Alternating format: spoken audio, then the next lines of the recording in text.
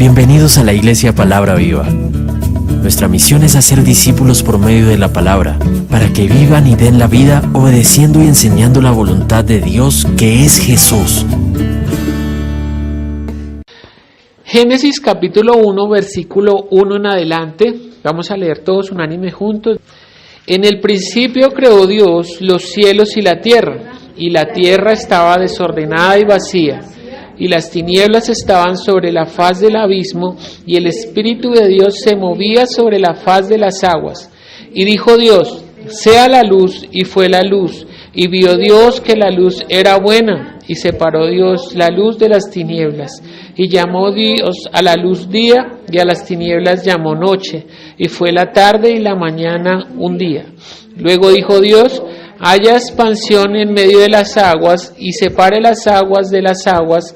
E hizo Dios la expansión, y separó las aguas que estaban debajo de la expansión de las aguas que estaban sobre la expansión, y fue así. Y llamó Dios a la expansión cielos, y fue la tarde y la mañana del día segundo. Dijo también Dios: júntese las aguas que están debajo de los cielos en un lugar, y descúbrase lo seco, y fue así. Y llamó Dios a lo seco tierra, y a la reunión de las aguas llamó mares. Y vio Dios que era bueno. Después dijo Dios: produzca la tierra hierba verde, hierba que dé semilla, árbol que dé fruto según su género, y que su semilla está en él, sobre la tierra. Y fue así. Produjo pues la tierra hierba verde, hierba que da semilla según su naturaleza, y árbol que da fruto cuya semilla está en él, según su género. Y vio Dios que era bueno. Y fue la tarde y la mañana el día tercero. Dijo luego Dios: haya lumbreras en la expansión de los cielos para separar el día de la noche, y sirvan de señales para las estaciones, para los días y años, y sean por lumbreras en la expansión de los cielos para alumbrar sobre la tierra. Y fue así. E hizo Dios los dos grandes lumbreras, la lumbrera mayor para que se enseñoree en el día, y la lumbrera menor para que se enseñorease en la noche. Hizo también las estrellas, y las puso Dios en la expansión de los cielos para alumbrar sobre la tierra, y para señorear en el día y en la noche, y para separar la luz de las tinieblas. Y vio Dios que era bueno. Y fue la tarde y la mañana el día cuarto. Dijo Dios: produzcan las aguas seres vivientes y aves que vuelen sobre la tierra y en la abierta expansión de los cielos. Y creó Dios los grandes monstruos marinos y todo ser viviente que se mueve, que las aguas produjeron según su género, y toda ave alada según su especie. Y vio Dios que era bueno. Y Dios los bendijo diciendo: fructificad y multiplicaos, y llenad las aguas en los mares, y multiplíquese en las aves en la tierra. Y fue la tarde y la mañana el día quinto. Luego dijo Dios: produzca la tierra seres vivientes según su género, bestias y serpientes y animales de la tierra según su especie. Y fue así. E hizo Dios animales de la tierra según su género, y ganado según su género, y todo animal que se arrastra sobre la tierra según su especie. Y vio Dios que era bueno. Entonces dijo Dios: hagamos al hombre a nuestra imagen y conforme a nuestra semejanza, y señoree en los peces del mar, en las aves de los cielos, en las bestias y en toda la tierra, y en todo animal que se arrastra sobre la tierra. Y creó Dios al hombre a su imagen, a imagen de Dios lo creó, varón y hembra los creó. Los bendijo Dios y les dijo: fructificad y multiplicaos, llenad la tierra y sojuzgadla, y señoread en los peces del mar, en las aves de los cielos, y en todas las bestias que se mueven sobre la tierra. Y dijo Dios: he aquí os he dado toda planta que da semilla que está sobre la tierra, y todo árbol en que hay fruto y que da semilla, y os serán para comer. Y a toda bestia de la tierra, y a todas las aves de los cielos, y a todo lo que se arrastra sobre la tierra, en que hay vida, toda planta verde le será para comer. Y fue así. Y vio Dios todo lo que había hecho, y aquí era bueno en gran manera. Y fue la tarde y la mañana del día sexto. Amén. Padre Celestial, gracias porque tu palabra nos ha revelado todas las cosas. Obra en cada uno de nosotros, Señor, con poder, para que nosotros podamos comprender tu voluntad, para que nosotros, entendiendo y conociéndote a ti, Señor, podamos tener vida eterna, y teniendo la vida eterna podamos conocer nuestro propósito en esta tierra. Gracias por la vida de cada uno de mis hermanos. Quita todo lo que no es tuyo en esta mañana, todo pensamiento contrario, Señor, y que tu palabra sea penetrando hasta lo más profundo y dándonos la vida. En el nombre de Cristo Jesús. Amén. Estamos analizando cómo Dios iba creando las cosas y iba manifestando que cada cosa que creaba era buena. Pero solo dice que es bueno en gran manera cuando crea al hombre. Y hoy eso vamos a aprender de Dios. Lo que vamos a aprender acerca de Dios es que Dios es bueno. Cuando nosotros pensamos que alguien es bueno, entonces en este momento piense en alguien que usted, para su concepto, es bueno. Y piense por qué usted lo está catalogando dentro de esa condición de bueno. Entonces uno podría pensar, no sé, mi abuelita era buena. Ella no le hace mal a nadie, todos los consejos eran buenos, ¿sí? Y entonces uno la encasilló en eso porque tenía una conducta y unos actos que pareciera que la hicieran ver como buena. Pero para Dios esa misma condición no es la condición de ser bueno. Hoy vamos a mirar mediante la Escritura qué es ser bueno y por qué Dios es bueno. Uno no conoce el corazón de las personas, uno ve cierta condición que muestran. De hecho, nosotros, ¿cómo nos mostramos? Uno nunca se quiere mostrar mal. De hecho, cuando uno mira las biografías, pues las biografías no muestran nada malo de la gente, muestran lo que hizo bueno. Pero si uno va como la Escritura, que muestra la condición del hombre que utilizó Dios, que cómo era la condición de esos hombres, pues hombres sujetos a pasiones, como dice, ¿no? Pero aún así Dios los utilizó. Entonces vamos a tratar de poner en orden todo ese pensamiento. Entonces vamos a ir a Primera de Crónicas capítulo 16, verso 34.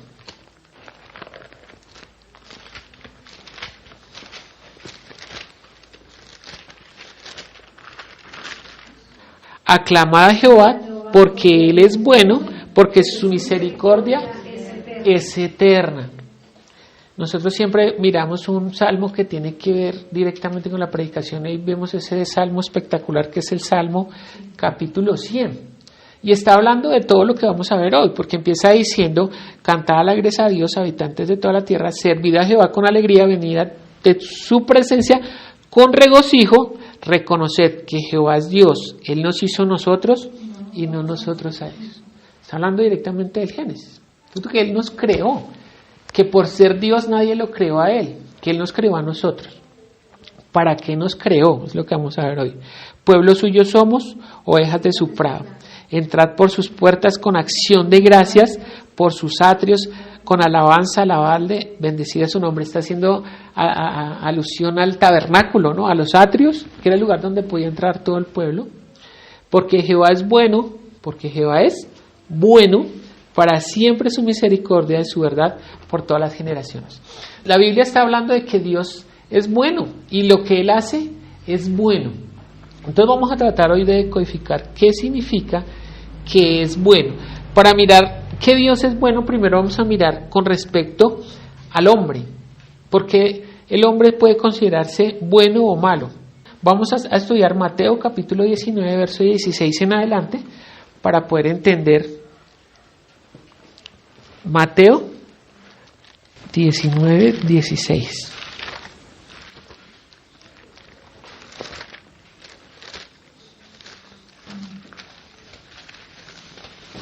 Entonces vino uno y le dijo: Maestro bueno, ¿qué bien haré para tener la vida eterna? Fíjense lo que está diciendo, Maestro bueno, ¿y qué bien haré para tener la vida eterna? Él le dijo: ¿por qué me llamas bueno? Ninguno hay bueno sino ¿quién? Sino Dios. Mas si quieres entrar en la vida, guarda los mandamientos. Le dijo: ¿cuáles? Y Jesús dijo: no matarás, no adulterarás, no hurtarás, no darás falso testimonio, honra a tu padre y a tu madre, y amarás a tu prójimo como a ti mismo. El joven le dijo: todo esto lo he guardado desde mi juventud. ¿Qué más me falta? Jesús le dijo, si quieres ser perfecto, anda, vende todo lo que tienes y darlo a los pobres y tendrás tesoro en el cielo y ven y sígueme. Oyendo el joven esta palabra se fue triste porque tenía muchas posesiones. Entonces Jesús le dijo a sus discípulos, de cierto os digo que difícilmente entrará un rico en el reino de los cielos. Otra vez os digo que es más fácil pasar un camello por el ojo de una aguja que entrar un rico en el reino de Dios. Sus discípulos oyendo esto se asombraron en gran manera diciendo, ¿quién pues podrá ser salvo? Y mirándolo Jesús les dijo, para los hombres esto es imposible, mas para Dios todo es posible. Entonces respondiendo Pedro le dijo, aquí nosotros hemos dejado todo y te hemos seguido, ¿qué pues tendremos? Jesús le dijo, de cierto os digo, que en la regeneración, cuando el Hijo del Hombre se siente en el trono de su gloria, vosotros que me habéis seguido también os sentaréis sobre 12 tronos para juzgar a las 12 tribus de Israel, y cualquiera que haya dejado casa, hermanos, o padre, o madre, o mujer, o hijos, o tierras, por mi nombre, recibirá 100 veces más y heredará la vida eterna, pero muchos primeros serán postreros, y muchos postreros serán primeros. Vamos a analizar con lupa este pasaje para poder entender lo que vamos a mirar. ¿Quién vino a buscar a Jesús? Un joven. ¿Y qué condición tenía ese joven? Era rico. ¿Y qué hizo el hombre? Si uno mira, esto está en tres de los evangelios. En unos dice que él se arrodilló delante de él. Después le pregunta. ¿Qué le pregunta? ¿Qué bien debo hacer para heredar la vida eterna? ¿Qué bueno tengo que hacer yo para heredar la vida eterna? Jesús, miren, el método de Jesús es infalible, porque Él nunca responde una pregunta dando la respuesta literal, sino que hace que uno ponga en movimiento su mente.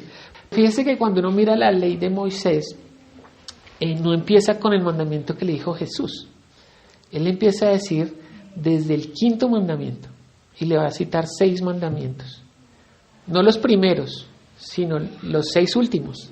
Porque los primeros 4 tienen que ver directamente con Dios, de alusión directa a Dios, sino que lo confronta con los mandamientos que tienen que ver con su entorno, con las otras personas. No mates, no adulteres. En esa condición nosotros clasificamos a la gente si es buena o mala. ¿Sí o no? Si usted es una persona que no mata, no da mal testimonio, no roba, no adultera, entonces, ¿uno cómo la considera? Buena. Pero también a los ojos de la ley. El Señor está por medio de la ley mostrándonos una condición espiritual que es superior a la ley. Porque le dice, cumple los mandamientos. ¿Qué mandamientos? Entonces Él le dice, estos 6. Y Él dice, esos yo los he guardado ¿desde cuándo? Desde que era más joven.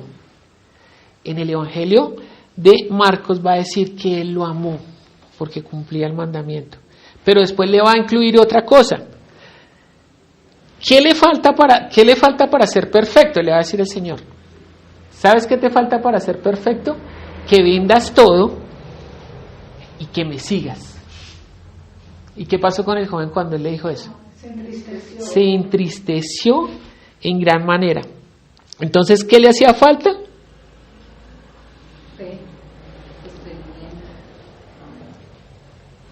Le hacía falta ser bueno. A pesar de que era bueno por la ley, le dice el Señor, te hace falta algo para ser perfecto. ¿A qué perfección se refiere? Solo te falta una cosa para ser perfecto. Vende todas las cosas y sígueme. En el Evangelio de Lucas va a decir, y toma tu cruz y sígueme. Lo que pasó con don Adolfo, que es algo espectacular, uno tiene que sentirse mal por quebrantarse delante de Dios, porque uno puede ser quebrantado de varias maneras en el alma. Si nos levantamos nuestras manos y abramos y nuestra alma es quebrantada, pero cuando es quebrantado el espíritu es más gozo todavía. Y uno debe permitir eso, no impida que el Espíritu de Dios obre en su vida. Si Dios está queriendo quebrantar, permita que Dios obre. Todo hombre tiene un punto de quiebra. El punto de quiebra de este joven era sus riquezas. ¿Cuál era el punto de quiebra, por ejemplo, de Pedro? Su temperamento. Todos tenemos un punto de quiebra. Y normalmente cuando viene la prueba, como dice el apóstol Santiago, cuando viene la prueba debemos estar en gozo porque nos muestra ese punto donde nosotros dejamos de ser autosuficientes y empezamos a confiar en Dios. Es algo que es difícil porque a quien no le gusta sentir la seguridad, ¿cierto? Pues qué rico cuando uno tiene todo bajo control, todas sus cuentas están pagadas, mi relación con mi familia está bien, mi trabajo me ha ido bien y yo vengo la semana, pues yo aquí estoy en la gloria. Pero ¿qué pasa si la semana no salió bien las cosas? Si estoy mal con mi familia, si no me alcanzó el dinero para pagar las cuentas, si se viene una situación que yo no estaba contemplando, cuando yo pierdo por un momento el control, ¿Dios deja de ser Dios? Es mi fe. El Señor siempre va a buscar esa perfección en el punto de quiebra, cuando yo dejo de confiar en mí mismo, en mi condición, y empiezo a dejar que Dios sobre, que cualquier cosa que suceda no importa. Como dice el libro de Romanos en el capítulo 8, entonces va a decir que todas las cosas empiezan a obrar para bien. ¿A quiénes? A los que le aman. Entonces, vamos a mirar Jeremías capítulo 24, versículo 2. ¿A qué se refiere con ser perfecto?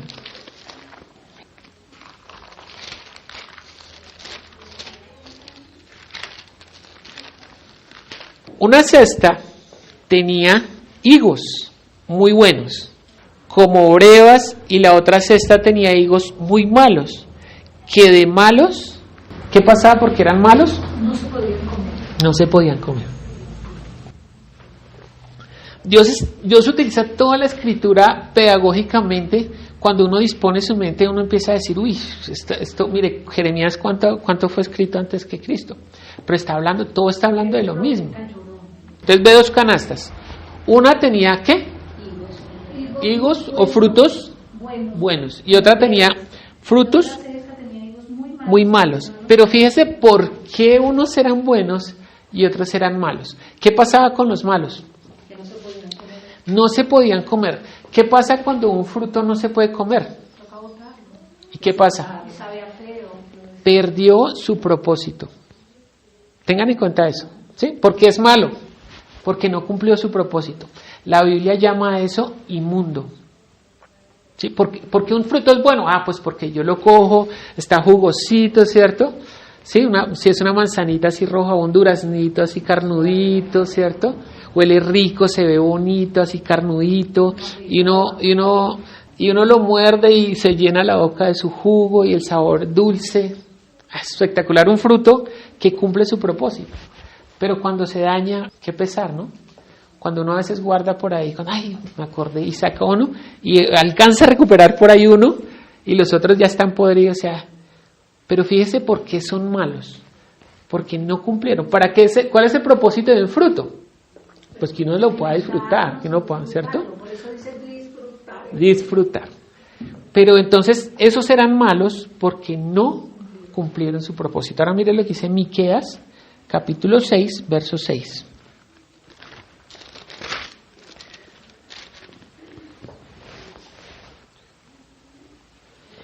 Entonces, ¿de qué perfección está hablando el Señor? Cuando Jesús habla, uno tiene que estar atento a toda la escritura, a qué está haciendo referencia. Él no habla por hablar. Nunca va a sacar de contexto algo, sino que todo lo lleva al antiguo pacto. Por eso el libro de Romanos, en el capítulo 10, va a decir que todas esas cosas del antiguo pacto son sombra en la verdad. Entonces, cuando Jesús habla, está revelando algo que era sombra, ¿sí? Entonces uno dice, cuando uno lee Jeremías sin pensar en nada, pues uno pierde de vista eso. Que vi unas canastas, unos eran buenos y otros malos, porque eran buenos.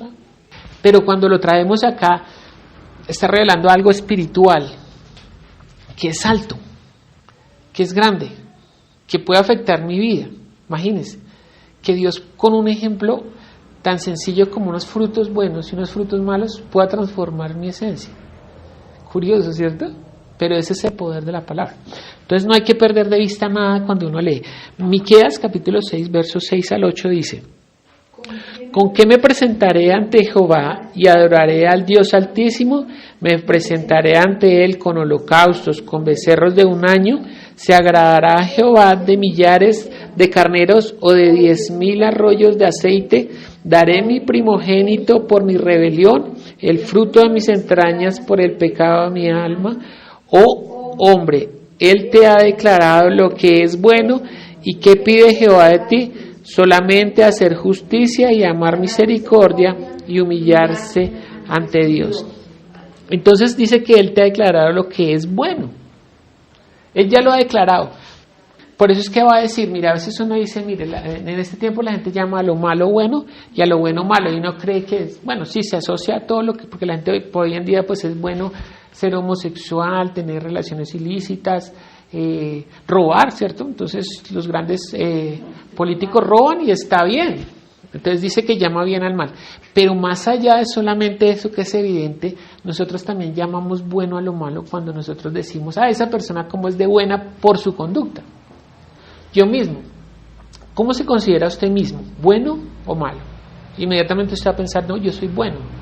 Pero subconscientemente está pensando en su conducta, en que usted paga sus impuestos, que usted es fiel a su esposo o a su esposa, que sale a trabajar juicioso, se levanta temprano, trata de no criticar a nadie. Entonces usted se considera bueno. ¿Qué pasó con el joven? Se fue muy triste, dice, ¿no? Pero se fue. ¿Cuál fue su error?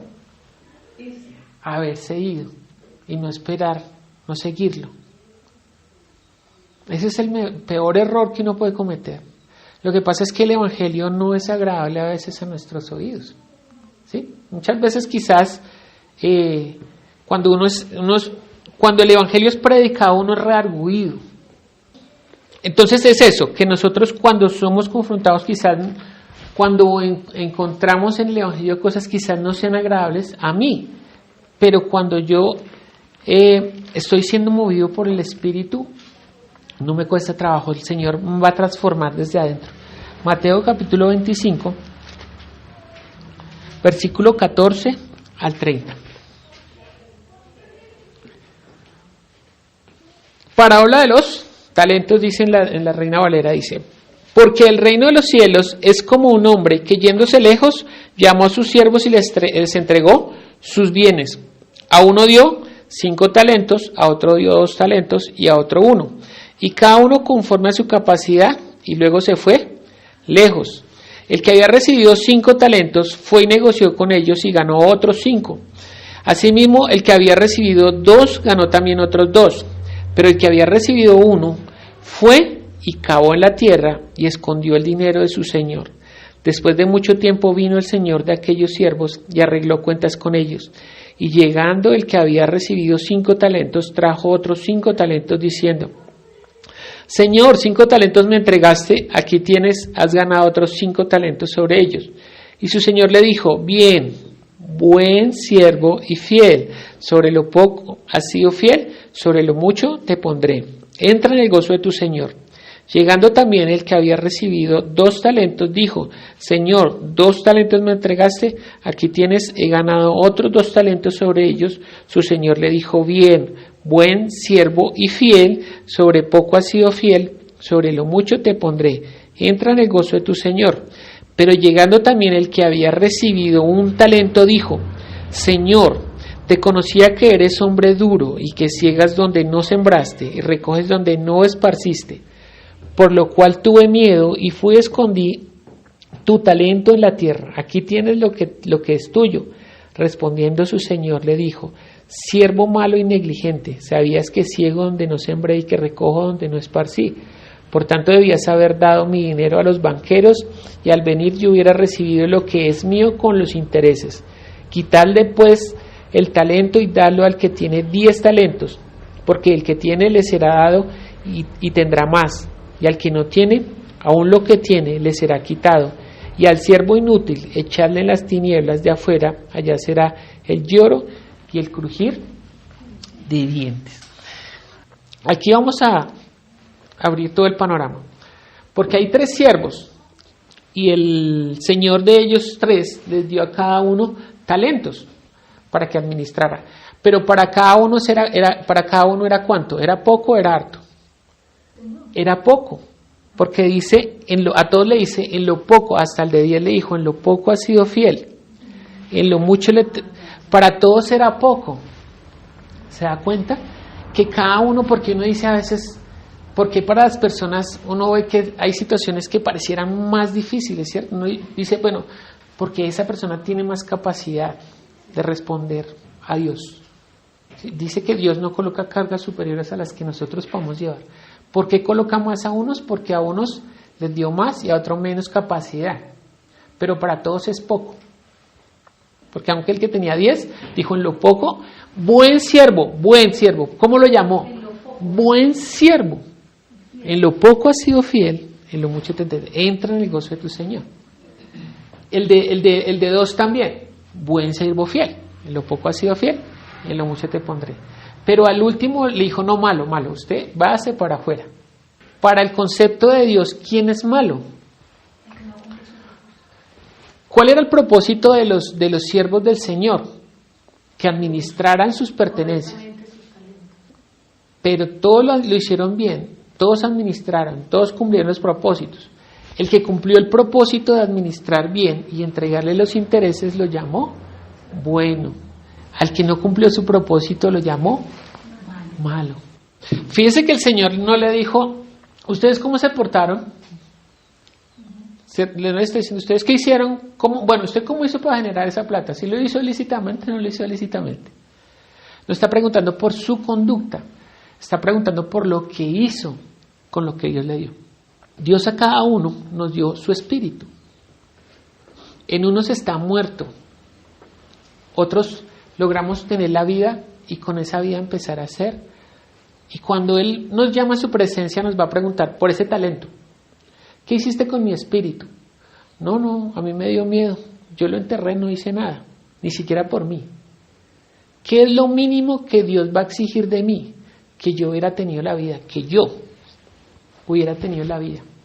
Ese es el pequeño interés que le iba a pedir al que le dio uno. Aunque sea me hubieras dado tu espíritu, pero ahora te vas a perder tú también. Pero el que logró no solamente salvar su espíritu, sino ir y predicar el evangelio y que otros vinieran. Y también, entonces, ¿con qué se va a presentar? Esas son sus coronas delante de Él. Galardones que vamos a recibir porque esa persona no solamente salvó su espíritu, sino le trajo los intereses, le trajo a otros. Entonces, cuando nos presentemos, ¿qué hiciste? No, pues yo salvé mi espíritu y traje a mi familia. Aquí está. Buen siervo fiel. Entra en el gozo de tu Señor. Que no solamente tenemos que hacer por nuestra salvación. Mire, cuando la Biblia dice que el que sabe hacer lo bueno y no lo hace, ¿cómo les contado? ¿Cómo les contado? Por malo no, por pecado. Les contado por pecado. Porque tiene la capacidad, examínese usted la capacidad que tiene en su don natural, en las finanzas, en la cocina, en la agricultura, en las obras manuales. ¿Y cómo se esfuerza? ¿Cómo se esfuerza para hacer eso? ¿Sí? Por eso la Escritura va a decir, el apóstol Pablo va a decir, mire, la gente, los corredores se esfuerzan por correr y entrenan para ser el mejor. Pero esa es una condición de este mundo. Pero ¿cuánto más nos deberíamos esforzar por entrenar para las cosas que son trascendentes, las que son eternas? ¿Cuánto entreno yo? ¿Cuánto leo yo? ¿Cuánto oro yo? ¿Cuánto busco yo? Sí, Elizabeth me decía ahorita, no puedo estar todo el tiempo de pie, pero no es esa condición de estar de pie, sino que el Señor ve el corazón como tú vienes. Puedes estar sentada, pero tú estás rindiendo el culto. Tu espíritu, todo tu ser está rendido a Él, aunque estés sentada. Pero yo puedo estar de pie con mis manos alzadas y ser malo. ¿Entiende? Que no es una condición visible, sino de examinarse cada uno qué está haciendo con su vida, para qué la está utilizando. Entonces Pedro le va a decir, pero nosotros lo dejamos todo. ¿Y qué pasa con nosotros? Pues que también en esta tierra va a recibir 100 veces más.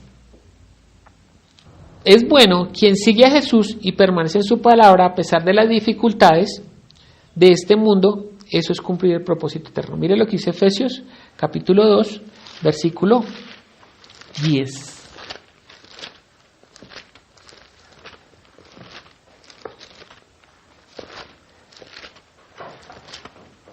Porque somos hechura suya, creados en Cristo Jesús, para buenas obras, las cuales Dios preparó de antemano para que anduviésemos en ellas. Entonces, fíjese que Dios estableció unas buenas obras para que anduviéramos en ellas de antemano. Cuando dice antemano, antes de la fundación del mundo, ya estaba establecido que el hombre fuera bueno. Otra vez, somos hechura suya, ¿cierto? Estábamos viendo en Génesis que Él nos creó. Ahora nosotros fuimos creados físicamente por Dios y después nacimos espiritualmente por Cristo, por su palabra. Nacimos nuevamente. Ahora tenemos esa condición gloriosa. Para buenas obras, no es la buena conducta, sino desarrollar el propósito con el cual Dios lo creó. Porque todo era bueno. ¿Por qué las plantas son buenas? Porque yo la planto y ella no está preguntando si da fruto o no da fruto. El sol da la luz todos los días porque fue una orden divina. La luna todos los días. Entonces, nosotros fuimos preparados, estamos diseñados para ser parecidos a Cristo en semejanza, para hacer buenas obras, para ser buenos. Ahora sí se entiende el concepto bueno. ¿Sí? La próxima vez que usted diga bueno, entonces analice si es bueno o no. Si es buena esa persona, no sé. Por la conducta es bueno, pero no sé si está cumpliendo su propósito. Toda su vida coleccionando algo o haciendo algo para lo que se gastó. Y el día que se presente delante de Dios, diga, eso no era para lo que yo lo puse allá. Ya no hay tiempo. Por eso dice que es lloro y crujir de dientes, porque vamos a decir, ¿cómo así? ¿No era esto? No. No fue para eso, para lo que lo puse allá. No era para hacer riquezas, no. No era para ser un excelente profesional, no. Era para ser buen padre, no. Aunque no estoy diciendo que no deba hacerlo porque la ley lo dice. ¿Sí me estoy dando a entender? Claro, pues yo no puedo presentarme delante de Dios, ay, no, es que yo predico el evangelio, pero yo en la casa soy un desgraciado. Y en el trabajo nunca llego temprano, ni doy rendimiento. Pues es que nosotros con la conducta lo que estamos haciendo es ganándonos el derecho a ser escuchados. ¿Sí? Porque si yo soy ebrio y voy y le comparto a mis compañeros ebrios, venga muchachos, vamos a leer la escritura. Sí, no tiene lógica, pero si ellos ven un cierto comportamiento en mí que me hace diferente a ellos, cuando yo les vaya a hablar de eso, ¿me van a escuchar o no? ¿Cierto? Una cosa hago, dice el apóstol Pablo, dejando las cosas viejas atrás, prosigo a la meta, al supremo llamamiento. Sí, yo no estoy hablando porque soy perfecto, sino porque la Escritura lo muestra de esa manera. Y cada uno está haciendo redarguido en una medida, no sé cuál sea la suya, yo también. Porque deberíamos ser ejemplo en muchas cosas. Mire, hay otras religiones que se esfuerzan más que nosotros. Los mormones, por ejemplo, viajan a otros países y dejan muchas cosas por predicar algo que no es la verdad. Los testigos de Jehová sacrifican mucho tiempo también golpeando de puerta en puerta. Ese ejemplo lo debíamos dar nosotros. Pero no hemos entendido realmente la trascendencia de nuestro propósito.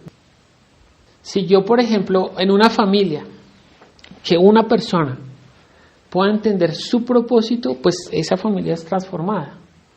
Y de esa familia, pues los allegados, los amigos, van a ser tocados. Así funciona. Se va abriendo, se va ramificando y va llegando. Pues, ¿quién le compartió a usted? Quizás no fue una persona de su familia. Pero eso impactó y usted quizás ya le ha hablado a otras personas. ¿Cuándo una persona es buena? Cuando empieza a cumplir su propósito en Cristo. No puede cumplir su propósito si no ha sido justificado. Romanos capítulo 3, leamos desde el 9 hasta el 14, dice: ¿qué pues? ¿Somos nosotros mejores que ellos? Hablando de los judíos. En ninguna manera, pues ya hemos acusado a judíos y a gentiles que todos están bajo pecado, como está escrito: no hay justo ni aun uno, no hay quien entienda, no hay quien busque a Dios, todos se desviaron a una y se hicieron ¿qué? Inútiles. No hay quien haga lo ¿qué? Lo bueno, no hay siquiera uno. Sepulcro abierto es su garganta, con su lengua engañan, veneno áspides hay debajo de sus labios. Entendamos por qué está hablando que todos estamos confinados bajo pecado y que no había, ahí el apóstol Pablo está citando en esta carta como 3 o 4 salmos, porque dice que no hay ni uno, no hay quien entienda. Es que se da cuenta que nosotros por el entendimiento podemos conocer a Dios y tener la vida eterna. Esta es la vida eterna, que te conozcan. ¿Cómo hacemos para conocerlo? Pues por el entendimiento, que nosotros ahora entendemos. Entonces nos predicaron el Evangelio y entendimos. Dice, no hay quien entienda ni aun uno, porque es que está hablando desde el antiguo pacto. Aún no ha venido Jesucristo. Aún otros no hemos entendido, porque todo lo que estaba escrito antes de que viniera Jesús era sombra de la verdad, no era la verdad. Jesús vino y nos reveló todas las cosas. Entonces ahora sí entendemos. Después dice, no hay quien busque a Dios. Todos se desviaron a una y se hicieron inútiles. O sea, no cumplieron su propósito. No sirvieron para el propósito eterno. A eso se refiere que son inútiles. No hay quien haga lo bueno, ni aun uno. ¿Por qué no podíamos hacer lo bueno? Ahí sigue. Sepulcro abierto es su garganta, con su lengua engañan, veneno áspides hay debajo de sus labios. ¿Por qué no? Porque nosotros no éramos justos. ¿A qué se refiere? La palabra justo también, uno podría decir, ¿usted es justo? Sí, ¿por qué? Porque yo tengo una carnicería y yo nunca siempre les doy los 500 gramos cuando me pide la libra. Entonces soy justo, ¿sí? O soy juez y yo juzgo con justo juicio. No se refiere a esa justicia. Cuando dice que no hay ni uno justo, es que no había ni uno que había sido justificado. Nosotros nos presentamos delante de Dios porque quien nos justificó para poder estar delante de Dios fue Jesucristo, por su sacrificio, por su sangre. Sí, Él pagó, ya pagó. O sea que los de antes no estaban justificados, no había ningún justo. Por eso no podían hacer lo que hacemos nosotros hoy, sino que ya Cristo pagó por todas nuestras deudas. Y si yo me acojo, si yo me acerco, si yo entiendo, como dice ahí, si yo busco a Dios, entonces soy justificado, ahora soy justo. Pero ahora podemos ser buenos. Decían, no hay ni uno bueno, no hay ni uno que haga lo bueno. Todos se desviaron, eran inútiles. Inútiles para el propósito, entienda. Ahora nosotros somos útiles, vasos de barro útiles para el servicio de Dios. Entonces ahora nosotros somos justificados, ahora entendimos, ahora buscamos a Dios y ahora podemos ser buenos. Ahora hay una pregunta que teológicamente muchos han tratado de responder, pero yo necesito que la miremos nosotros. El joven le dice maestro bueno, y el Señor Jesús ¿cómo le dijo? ¿Por qué me llamas bueno? ¿Por qué me llamas bueno? No hay ninguno bueno. ¿Por qué el Señor no dijo que era bueno? Pues porque no había cumplido su propósito. ¿Cuál era el propósito de Jesús? Juan 12:12 al 26.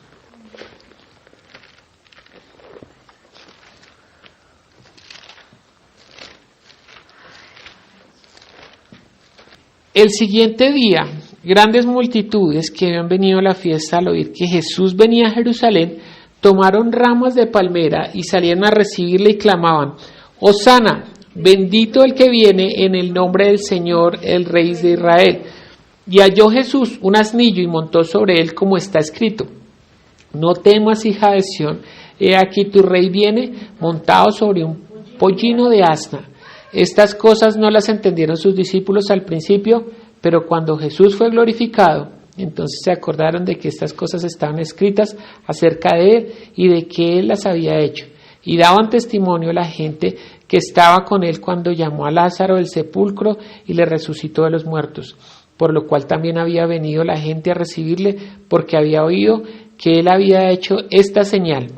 Pero los fariseos dijeron entre sí: ya veis que no conseguís nada, mirad, el mundo se va tras él. Había unos ciertos griegos entre los que habían subido a adorar a la fiesta. Estos pues se acercaron a Felipe, que era de Betsaida de Galilea, y le rogaron diciendo: Señor, quisiéramos ver a Jesús. Felipe fue y se lo dijo a Andrés. Entonces Andrés a Felipe y se lo dijeron a Jesús. Jesús le respondió diciendo: ha llegado la hora para que el Hijo del Hombre sea glorificado. De cierto os digo que si el grano de trigo no cae en la tierra y muere, queda solo, pero si muere, lleva mucho fruto. El que ama su vida la perderá. El que aborrece su vida en este mundo, para vida eterna la guardará.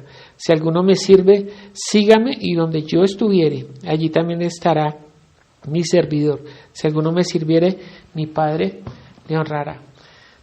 El Señor entra triunfalmente a Jerusalén y la gente lo está reconociendo de alguna manera como un buen hombre, como un ser especial, pero no todos como el Mesías. Pero llegaron unos griegos que sí lo están reconociendo y lo están buscando para reconocerlo como Rey de Israel. El Señor, que tiene el conocimiento de para qué lo están buscando, dice: ha llegado mi hora, no es por los hombres que yo debo ser glorificado por mi Padre. Si la semilla, hablando de él, no cae en tierra y muere, no da fruto. Ahí está hablando otra vez de propósito, de ser bueno. Está hablando del mismo.